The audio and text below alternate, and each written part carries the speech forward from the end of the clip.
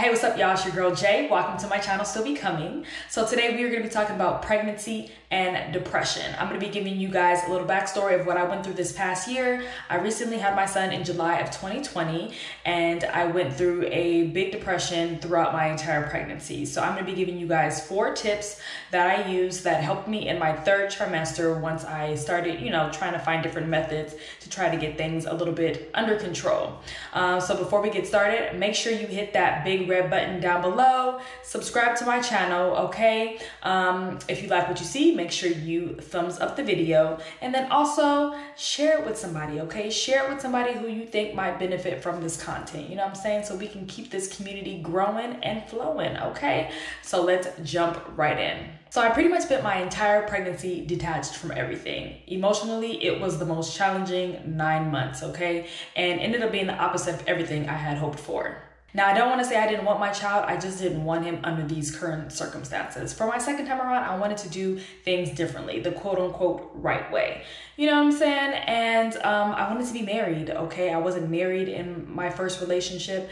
Truth be told, I spent 5 years with a man, honey, that I had no business being with in the first place, but that is a story for another time, and I will definitely share that with you guys.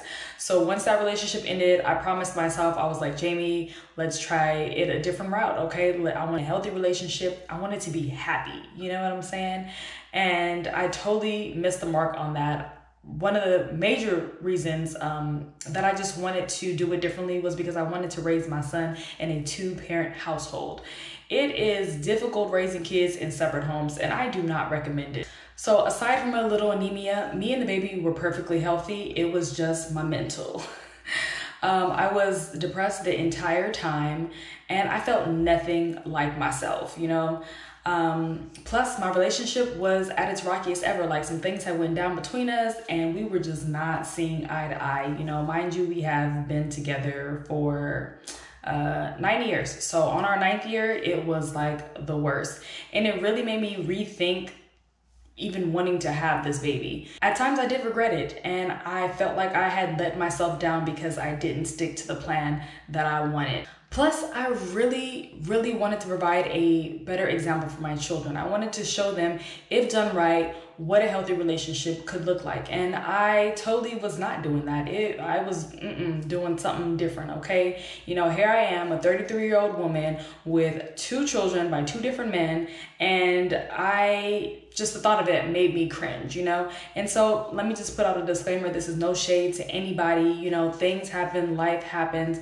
I just wanted to do things differently this time around, and I totally messed the mark. You know, I really felt bad about myself. You know, I'm one of those people that try to hold myself to a certain standard, and if things don't go that way, then I just get so down on myself. So that's kind of where I was mentally throughout my pregnancy. In addition to that, I was no longer doing the things that I loved. Blogging, learning about new stuff, reading, going to church. You know, I had totally shut my family and friends out. I really just kind of lost myself during this time. I went from being this confident woman with things to do and goals to accomplish. You know, I was never a person that liked to dwell on negativity too long, to this person that I did not know. I did not recognize myself in the mirror. I really felt like I was lost. I felt paralyzed, and I could not get out of the rut that I was in. You know, I would try to give myself pep talks like, come on, Rembert, like, get yourself out of this. You know what I'm saying? You've been in too long now.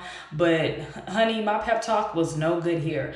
Plus the fact that my hormones were totally out of whack, which made things increasingly worse. I could not get a grasp onto what was going on. All I wanted to do was lay in my man's arms while he rubbed my belly, and we planned for our son's arrival, and none of that was happening. So what do you do when you feel like you're spiraling and you just can't get a hold of anything? When the pain that you're feeling is suffocating you so much? Honestly, like, there were times where I felt like I did not even want to be here. Now, of course, I would never, ever harm myself or kill myself in any way, you know. I just wouldn't do that to my children, you know what I'm saying? But it did cross my mind a couple times, and it's just sometimes you are in so much pain that you want it to stop, and there is nothing that you can do to make it stop, you know? So in my 3rd trimester, like I said, I really tried to get a hold of things, because up until that point, I kind of was paying attention to my belly and the baby, but I really ignored my stomach for most of the time. I really felt bad about it, and I was like, come on, you don't want your baby. I don't know how my son was gonna come out, whether he was feeling all of these emotions that I had going on, but I just didn't want him to suffer. I wanted him to, you know, grow up and be happy, and I didn't want to just anything bad to happen and be like, oh my God, it's because you were depressed for 9 months, Jamie. Like, now your son is whatever, you know? Third trimester, I really tried to get a hold of things. So there were 4 things that I did do. And at the time, it didn't really feel like it was helping much, you know, because I just felt crappy still most days. But looking back, I do realize that those little things that I did do, it really did help, even if it was very minimal. So I'm going to share with you guys the 4 tips that I used, and hopefully it can help you. Now you can use any 4 of these except one of them, because you do have to be pregnant for one of them, but you can use any 3 of these if you're not pregnant. They're very, very useful. And the 4th one would be if you are pregnant, of course. So I'm going to share with you, number 1 was journaling. Oh my God, journaling is so awesome. And even for people who are not big on writing, honey, get you a piece of paper and just write. It can be so therapeutic. Now, do not worry about making it perfect. Just write whatever is on your heart, whatever is on your mind, and do it for a minimum of 5 minutes, okay? A minimum of 5 minutes. Don't worry about spelling, punctuation, it being perfect, none of that. You just need time to, or not even time, but you just need to be able to get all of those thoughts out of your head. I feel like one of the main things that I did, you know, throughout my pregnancy was I was constantly in my head. I was constantly thinking about things. I was up at all times of the night because I couldn't sleep.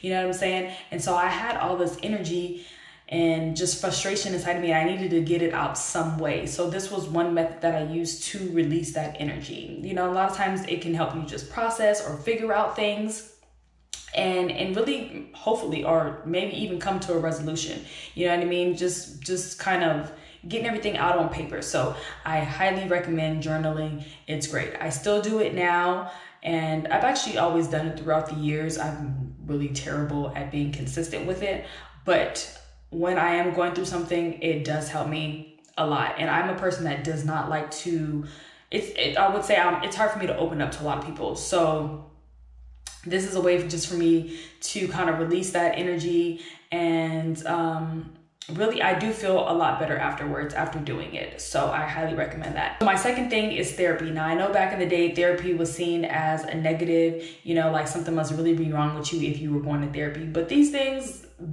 it has changed with the culture. You know, these days, everybody is like mental health, go to therapy. And I definitely would recommend. I love therapy because you get to go into a safe space, okay? Be unfiltered and raw as you want to be. These people do not know you, so there is no preconceived notions about you or any of that. And you can just be open and honest and talk about any and everything and anybody that is going on in your life. They will help you work out things, provide different tools for you that you can use in your everyday life. I will also say it's great to talk to a person who you don't know, because while our family and our friends are great, we cannot always tell them everything for various reasons. And one thing specifically I will say, if you are going through any relationship issues, talking to a therapist about it is great. You know, you might be able to tell your friends things here and there, but you should not be telling your friends and your family everything, okay? Now, just because you forgive and work things out with your boo does not mean that your family and friends are going to be as forgiving, okay? That's just not how it goes sometimes, you know? So I feel like it's really good to talk to a therapist about these things, because you can't bring your friends into everything. You just can't, you know? So that way, when your bae do come with you to the family functions, there's no tension in the air, you know what I'm saying? Because you don't want him to go over there and be like, hey, how you doing? You know, trying to give hugs and dap it up and all that good stuff. And then they be like, hey, James. You know what I'm saying? Like, you just don't want that energy. So talking to a therapist is perfect for that. Perfect. And I highly recommend it. So do it. Now, the third thing is family and friends. Now, due to COVID, I didn't get a chance to spend a lot of time with them because, you know, we was on lockdown. Obviously, I need to keep myself safe. But I really appreciate my friends and my family. They didn't know all of what was going on. You know, if I felt comfortable, sometimes I would open up to them a little bit. But as I said previously, I'm a really private person and it is hard for me to open up. So just them sending me a good word, words of encouragement really helped me at times, because there were a few occasions when I was super sad. I remember one time I was on the couch literally bawling my eyes out, and my dad just randomly called me and was just like, hey, I just called to check on you. I wanted to let you know that I loved you. And at that moment, I swear that must have been like God, because I was just so down that day. So them checking in on me, asking me if I need anything, telling me that they're praying for me, is great. So if you have your circle, make sure that you utilize them. Even if it's just one person, I think that is at least something in somebody, that you can know that you can have to lean on for support. So I love that. Now, the third thing, like I said, this is if you are pregnant, and my third thing was my doula. Oh my God, I loved my doula so much. She was amazing. She was like the best part of my pregnancy, aside from me having my baby, of course. But she was so supportive. She provided me with so much information, because nobody talks to you about pregnancy. Like, nobody talks to you about labor. I mean, as many women as I have around me, I just don't feel like people, and maybe I didn't ask, but I don't know, just nobody talks to you about anything. So I loved it because she gave me like what my rights were if I were going to have him at the hospital. She just really broke everything down to me. She came to my house. She often would spend, an hour, maybe more, and just talking to me about everything, really checking in with me mentally and emotionally, and I love that. So if you have an opportunity to get you a doula, baby, get you a doula, okay? They are everything. Now, I know people do have midwives because they're having a home birth or whatever the case is, or maybe they're doing it at a birthing center. Those are great, but doulas take a little bit of a different approach. And so get one. That is my recommendation on that. So those are just a few of the things I did. There are so many other options out there. Do what works for you. Do things that you like to do that can help you release that, energy, like I said.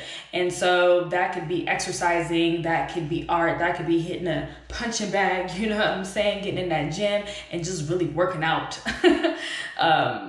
that frustration or whatever it is that you're going through. Just do something.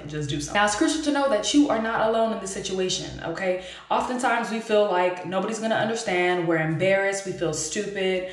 Whatever the case is, we have to shed this way of thinking. You are not the first person to go through whatever it is you're going through, and you definitely are not going to be the last person. When I was young, I trained myself I was like, I need to stay strong. I need to not tell people my business. I need to keep everything in because I don't want to show any signs of weakness. And that really hurt me in the long run, and it's still hurting me today. So I'm like, now in my 30s, I'm like going through the process of retraining myself to know that it is okay to lean on other people, that it is okay to talk to others, because honestly, like, it's cool to kiki with your friends or even your family, go on vacations, party, eat out, all those things. But when stuff gets really rough, like when you in the trenches, you want to know that you can lean on people and that they're going to have your back, just like in any relationship. Like, when things are good, that's great. But when you guys go through some things and you guys come out on the other end, you appreciate them that much more.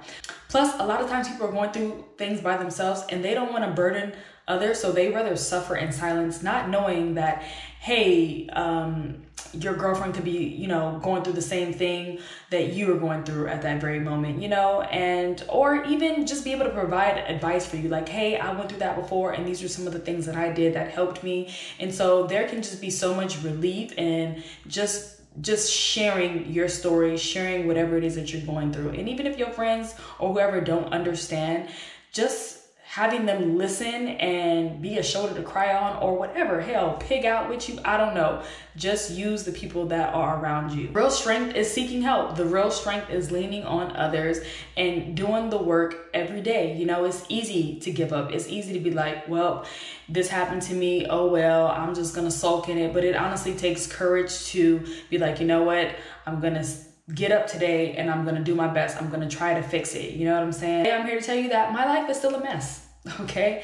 but I've made some progress and I'm happy with that. You know, I've been doing the work. I'm getting back into the things that I like to do slowly but surely. I'm blogging right now. And so that has been very beneficial to me. Also, finally having my son, that was helpful because my hormones kind of came back down a bit, which was really, really nice.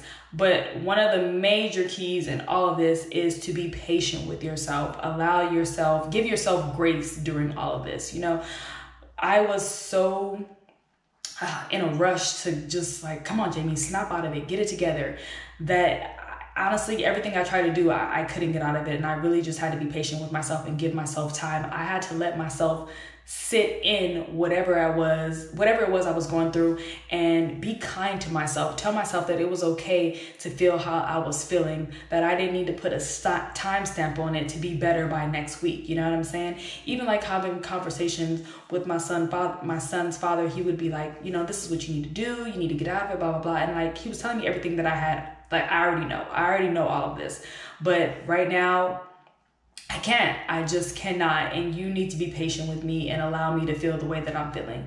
So for any mom out there who's going through postpartum depression or pregnancy depression, just give yourself time, okay? Don't feel like you need to compare yourself to another woman. Don't feel like you're supposed to feel a certain way. Like, we are all going to get there at different levels, you know? And so that would be my advice. And don't feel bad. Don't feel bad. I know it's super hard because we would think we're supposed to be a certain way. We want to be super mom. We want to do all these things. But sometimes you just can't. Sometimes you just can't. And you have to be patient and allow yourself that time to heal in whatever it is that you're going through, you know? But while you're doing that, go for a walk, you know, read for 10 minutes, meditate for 10 minutes, whatever. Just do little things to kind of help you throughout your process, okay? So that is my advice. I hope that you guys enjoyed it. Please chop it up with me in the comment section down below. Let me know what you thought. If you've ever been through any depression or know anybody or just have any tips, period, a book, whatever. Provide that information down below so that we can just keep this conversation going pretty much, you know? As I said earlier, make sure you subscribe to my channel, okay? Hit that red button, you know what I'm saying? Thumbs up this video for sure, and check out some of my other content, okay? I don't know if it's here or if it's here, but you know what I'm saying? Just hit another video and let's keep this thing going, okay? I will catch you guys next time. Deuces.